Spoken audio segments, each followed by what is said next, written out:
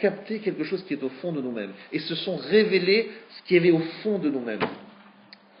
C'est-à-dire une croix et une émouna, une croyance absolument énorme. Et je pense que c'est aussi un des enseignements. J'ai parlé de la Khdout, j'ai parlé de la Tfila, et je voudrais terminer en vous parlant de notre émouna. Le peuple juif, c'est un peuple extraordinaire.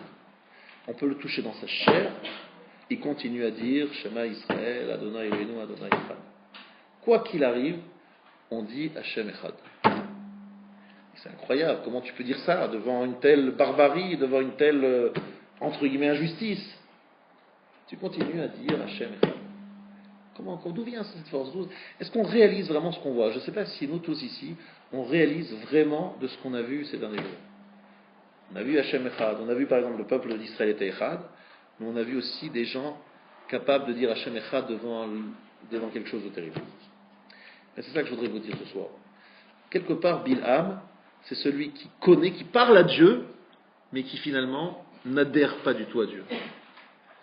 Il y a des juifs qui n'ont pas la connaissance de Bilham, qui ne le connaissent pas aussi bien, mais qui adhèrent beaucoup plus. Le peu qu'ils savent, pour eux, c'est quelque chose de très fort, c'est un lien fort.